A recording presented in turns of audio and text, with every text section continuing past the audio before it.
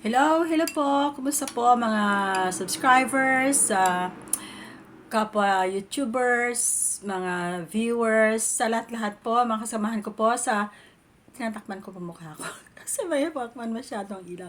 Mga kasamahan ko po sa Kugos, mega mega loud shoutout. Nandiyan si Mama Senya Vlog, nandiyan si Robert Alboladora, Pink Life in Canada, Libok TV, Shanishi to Vlog, Gilongo on the Farm, Ate Yoli, Vegas Life, Missy Cayones, and of course, Together as One. 10 po kami magkakasama sa Kalingap USA Group Organic Sponsor. Ito po, mukbang po tayo. Mukbang ng opinion at mga reaksyones. Okay? Kasi ako naman po, ay hindi lang po reaction to, kundi opinion lang po or komento. So, magkakaroon lang po tayo kung paano po natin, how are we gonna differentiate or how we gonna associate an opinion from that of reaction or reaction from that of an opinion. So, pag sinabi po natin opinion, it is a view of something you have formed, not necessarily factual. Okay? It's not necessarily factual or it's just a sort of a knowledge. Opinion po 'yon. So, it comes from what you think and it's based on how you have seen it. Pero your opinion is not necessarily be a factual. Minsan po, nagkakaroon po ng mga usap-usapan ng mga tao, kanya-kanyang opinion po, and then later on, they collaborate that they believe on one thing. So, sabihin nila yon, pag lahat-lahat sila naniniwala sa bagay na yon, although sa simula, magkakaiba sila ng idea, and then may sasabi natin opinion yon, and then it will turn on later on na paniniwalaan na nila yon. Okay? So, pag reaction naman, okay, there are two different meanings, there are two different concepts of reaction. So, we have the scientific concept, which is when you talk about reaction, it is the response to a stimuli. So, ibig sabihin nun, parang, yung kumukulong tubig po, that's the simplest definition I can give you when it comes to scientific definition of reaction. Pag yung kumukulong tubig po, try to put your finger to a boiling water. Anong sabihin mo? Without, ouch, di ba? Sakit, masakit. Kasi that is your response, that is your reaction to a certain stimuli. Yung isang reaction mo yon sa isang pangyayari. So, nandun yung feeling mo. That is, pag nasabi mo yon na, ay, mainit pala. So, you are giving a primary evidence or a primary source. Pag sa opinion po, kanya, nag-iiba-iba, hindi necessarily mean na sabihin mo, oo, tama ako, oo, ganito yon, narinig ko yon. Yeah, that is just your opinion. Pero pag lahat-lahat na po kayo naniniwala sa isang bagay, although sa simula ay magkakaiba ang inyong paniniwala, yun na ngayon ang magiging paniniwalaan ng grupong yon. So, kailan naman po, when do we consider that such an opinion or such a reaction is acceptable or something that we have to believe in? It depends po kung saan grupo kayo. It depends on what group or where group you belong.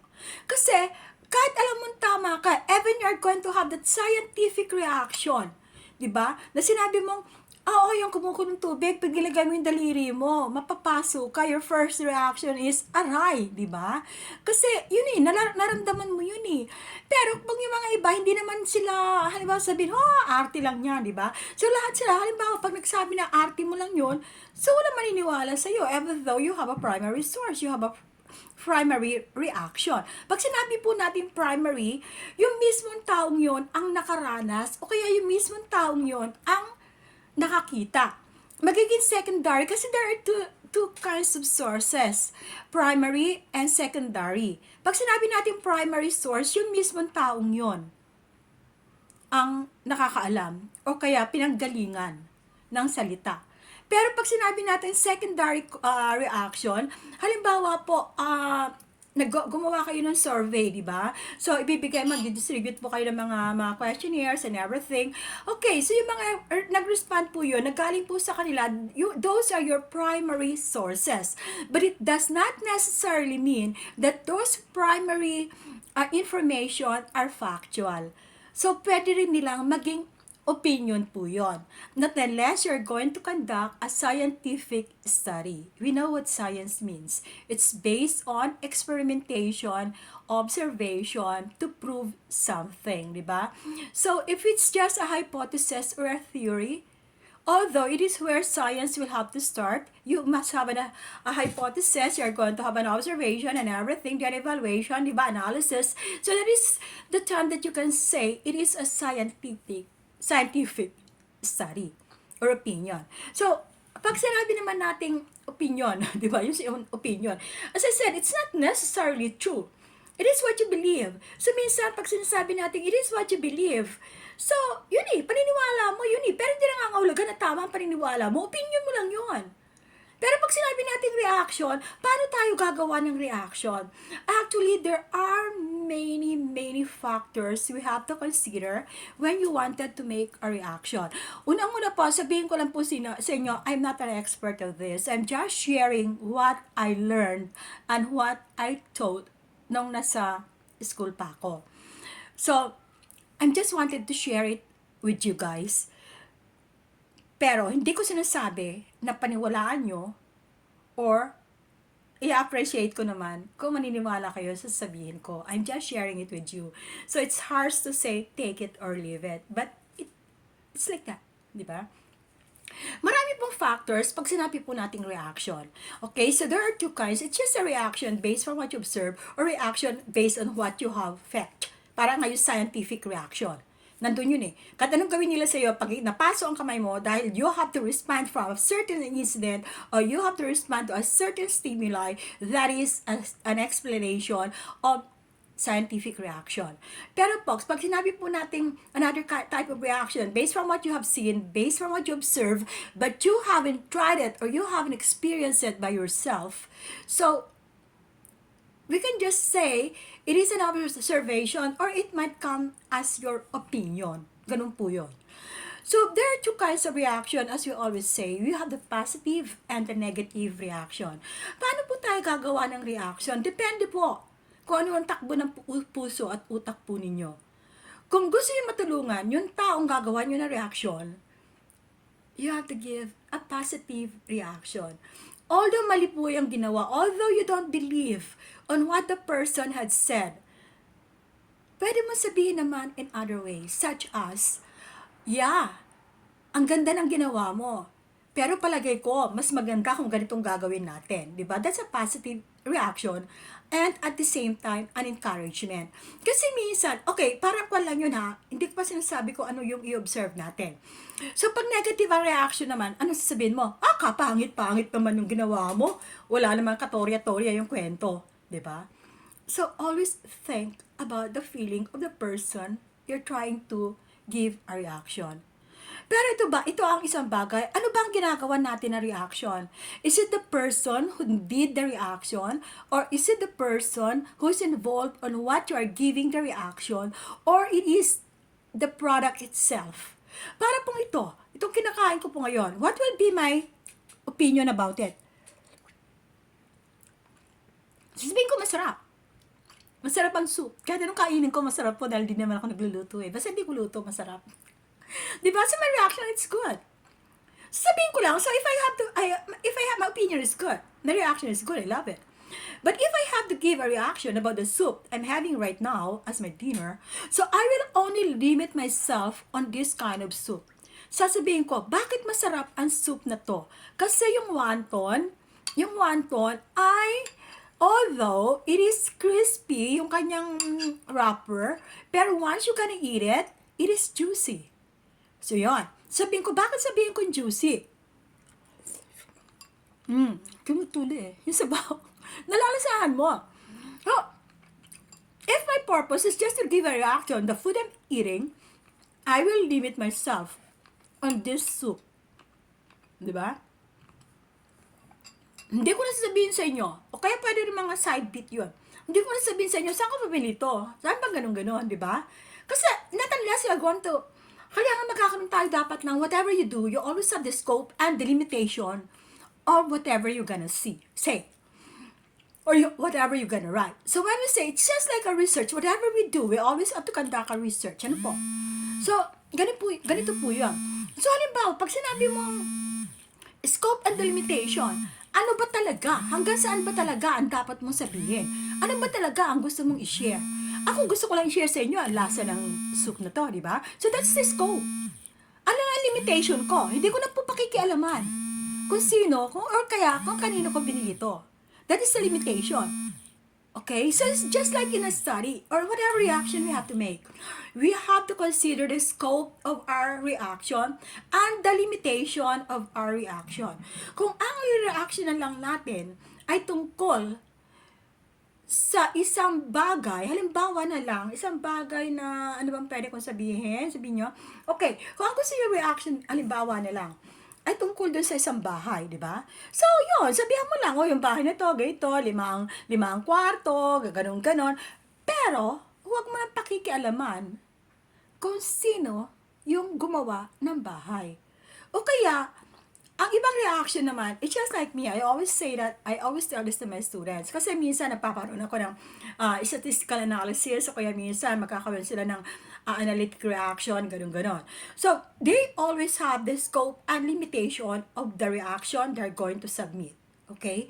So, wala na po silang kasi pag nagbanggit ka na isang bagay na wala sa scope nung iyong reactionan, taliwas na po yun. Lalo na kung ang tinitira mo ay yung taong gumawa ng reaction na yon. Not unless you wanted to make a reaction about the person who made that reaction. Yun po. Kaya lang din po, isn't it better for us to make a positive reaction rather than a negative one? Is it not? Para sa atin din. Kung may magre-react sa atin, gusto natin positive. Although we know we can't please everybody, we can't. No matter how much you wanted to do a thing, still, you cannot satisfy everybody. You can't satisfy it.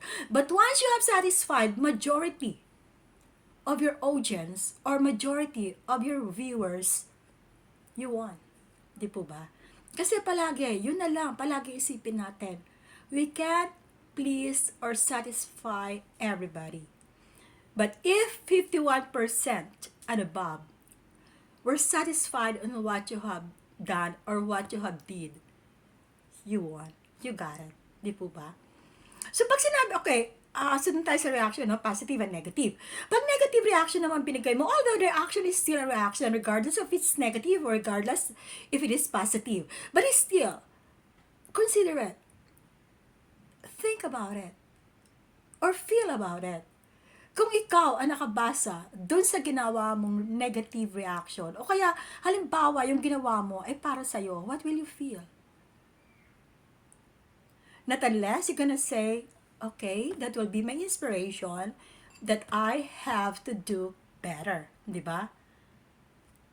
Pwedeng ganon. Pero lang kaya sa atin, ang nakakatanggap ng ganon, nang walang sama ng loob. Normal lang po na ikaw ay sumama ang loob, di po ba? So, tulad ng sabi ko, masarap po ang sabaw. Masarap. Kasi, tulad na, as I have said, I didn't cook this, I bought it. And then, malamig po, napakalamig po ang panahon. So, soup talaga maganda.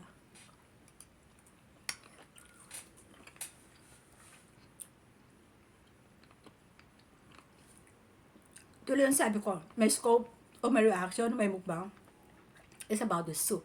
Hindi ko na po sasabihin sa inyo yung kakainin kong kanin mamaya. Kasi out of topic out of my scope. So there's a limit. And when it comes to limitation, ano po ang i-consider natin sa mga limitation? Okay, nasa values po natin yon. Pag sinabi po natin values, o kaya halimbawa dito, what's my limit? Okay, so I will just say, I might tell you how much I bought, or I might tell you where I bought this soup, pero I got no business to tell you kung saan kayo pupunta or saan yung bibilhin. I can just, may limitasyon. May hangganan po.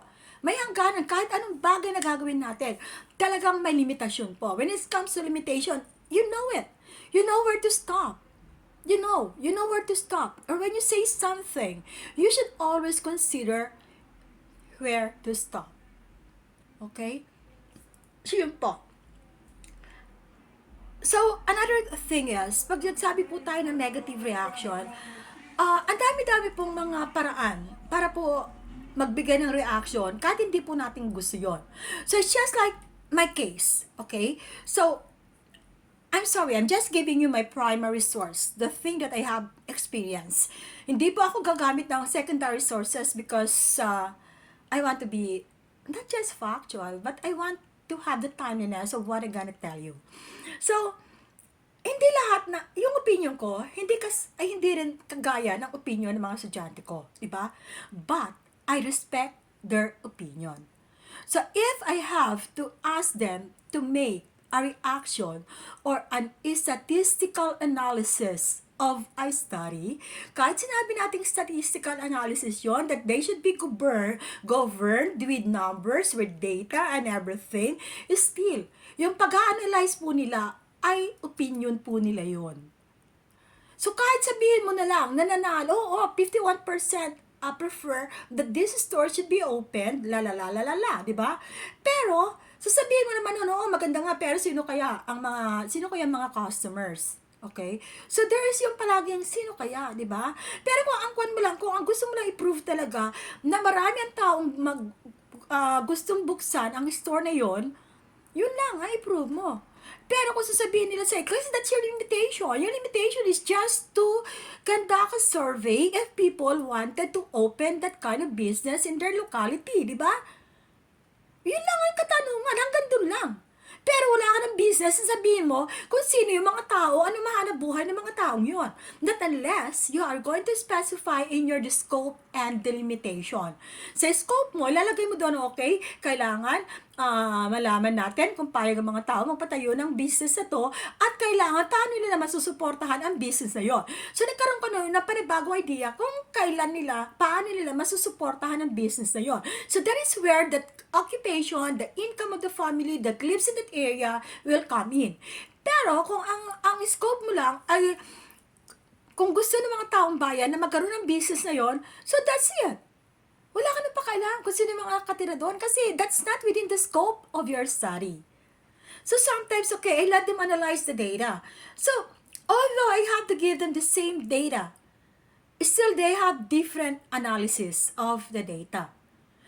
Bakit po nangyayari yung ganon? Kasi po yung pag tinignan po ang numero, tinignan mo ang isang data, magkakaroon ka ng parang expanded knowledge. Ano kaya? Paano niya may impluwensyahan yun? Is it really for a positive numbers or positive reaction that they wanted to have or that data is greater than the other one? So, yun po. Minsan ka nagbibigay ka ng reaction, sumasama po yung sarili mong opinion. Ganun lang po.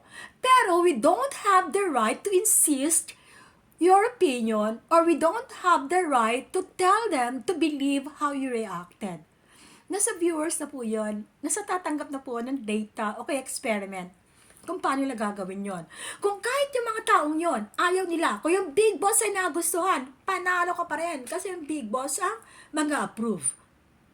So, that is one more thing. You should know your viewers. You should know your client. Sino ba mag-approve nyon? Parang sa atin. Okay, when it comes to YouTube, okay?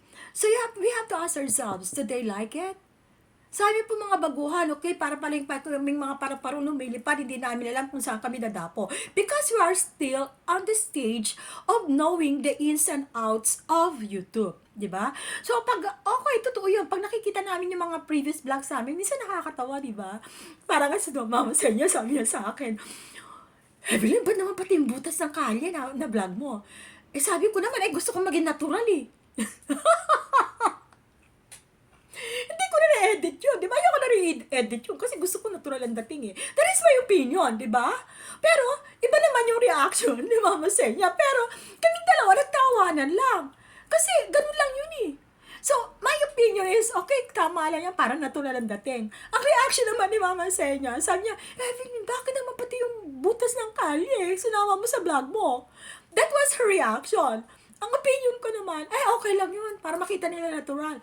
So, we just laugh at each other. Nagkakatawa na lang kayo, parang, nga pala, no? So, from that opinion that I have, and from her reaction, nagkaroon kami ng idea na, nga pala, no? Less work. Ganun po. Di po ba? So, minsan din, Kahit po gaano kasama ang sasabihin mo, depende po kung anong expression, how you can express yourself to that person concerned, or what are the right words you're gonna say. Ganun lang po yun. Hindi po yung halimbawa. And we have to remember, we should never ever belittle the knowledge of subscribers or viewers. Huwag na huwag po. Huwag po nating isipin, porke po nandito tayo sa harap ng camera, mas matalino tayo sa mga manood natin. Hindi po. Kayo mga nandyan po sa taas, huwag po ninyo kami malitin na nandito sa baba. Okay, so, yun lang po. Parang, masarap talaga ng mukbang ko. Yan, sinabi ko masarap. That's my opinion. Pero halimbawa, pag nastikman nyo to, kasi ako naman kasi, hindi ako gumagamit ng asin. Ayoko talaga. So, whenever you order food, I always tell them, no salt, please. So, sabi ko, no salt, please. Kasi ako, nilalagyan ko na lang pepper o kaya yung garlic powder. Hindi ako gumagamit ng asin. So, kung matitikman mo itong soup ko, kung halimbawa sabi ko, ang sarap-sarap. Ang titik mo, ay, wala naman lasa. Kasi wala nga asin eh, di ba?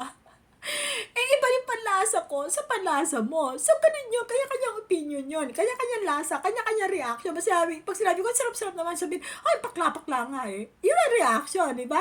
Pero it depends naman kung kanino mo sasabihin. Kung paano mo sasabihin. Pag limbasa sinabi ko, ay, kasarap-sarap nito. Tapos yung sagot mo, ano yan, kapakla-pakla naman eh. Okay lang yun, di ba? Kasi, basta gusto ko to. Pero kung sinabi mo sa akin, halimbawa, sinabi ko na, ay, kasarap-sarap to. Ang reaction mo, low taste ka talaga. Di ba? Hindi ka marunong manlasa ng pagkain. Yun ang another reaction, di ba? Which is, pag gano'n ang sinabi sa atin, nakakasama yun, nakakasakit ng puso damdamin, di po ba? So, nasa atin po yun. Although, pareho negative yun. Both are negative. Mapakla. Tsaka, ay, wala, mababa ng taste mo, wala kang taste, gano'n. Pero mas maganda sabihin yung mapakla para sa akin. Kasi sabihin na, wala kang taste, di ba? So, ganun po yun. Yung from the reaction to the opinion. Ano po. Pero usually po, pag, ito po, nakakunan ko po sa atin. Although sometimes I really wanted to give some reactions. Okay po? Sa mga nakikita ko, sa mga nababasa ko. Kasi I always tell my students before, especially in their journalism, yung sa basic journalism nila, magbigay ng reaction. So when I say magbigay ng reaction, on what they really feel, on what they have observed, or what they really feel on what they have seen. Ganun po. Iba po yung observation sa nakita. I hope you know the difference. When you observe, makikita mo lahat-lahat. Titignan mo lahat-lahat. Physical, social, intellectual, lahat po. Makikita mo. Pero if you have seen it, yung focus lang. Parang at the spur of the moment, nakita mo lang yun eh. Ganun lang. So, maganda nga kung magkakaroon tayo ng reaction, it should be based from observation, and at the same time, it should be based from a primary source. Minsan po kasi, pag nandun na po tayo, kahit anong study and any field of study, tertiary sources are not reliable. They're not acceptable. Mas kailangan yung primary source. Galing dun mismo. Kasi pag secondary source, halimbawa sinabi ko, okay, so, ang primary source ko po ay ito, masarap ang sabaw. Pag secondary source po, ay, binili ko to, masarap ang sabaw kasi sinabi ng kaibigan ko, masarap, kaya tinikman ko. So, that's my secondary source, di ba? So, yung pag sinabi ko sa'yo, it's a primary source kasi galing sa akin mismo eh. Pero kung i-relay ko ang message, hindi galing sa akin, kung di narinig ko, that's already a secondary source. Which is sometimes when you do research, it's not acceptable. Kailangan always base your knowledge sa scientific sources or primary sources. Collect your data based from your primary source. Ganun po. And you have to observe, not just to look at it. You have to observe. So, paano po? Ako po, hindi po ako nagmamagaling, ano? Baka mamaya ay magsasabi sa akin na ano ba naman ko. No, I'm just sharing to you what I know. I'm just sharing to you what I have learned and what I have taught to my students as well. So, naisip ko naman po, there's no harm in sharing. So, though it is harsh to say, take it or leave it. Pero ganun naman talaga. Kaya po, wala po ako ibang intention dito, kundi sabihin lang po i-share ko lang po ang aking konting nalalaman. Although they say that little knowledge is a dangerous thing. Pero yung little ko naman ganon. Yun lang po ang what you call that, that's the only intention that I have, is to share what I know.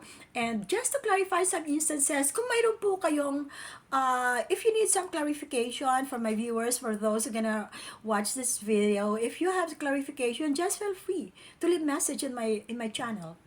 Kung ano po, I am here subject to be corrected. I'm not perfect, but I'm just sharing you what I know. I'm just sharing you what I have learned, and most of all, I'm just sharing it with you what I have taught to my students as well. So, yun lang po. Hindi, iwasan po niyo sabihin nagmamagaling. Sa pag-reaction po natin, sa lahat po ng bagay, anything we have to do, there should always be respect. Even though you love a person, if you don't have the respect, it will be overshadowed by hatred. Even though you don't like that person, if you respect that person, love will bloom. Yun po sana ang dapat natin isipin. Respeto lang po. Respeto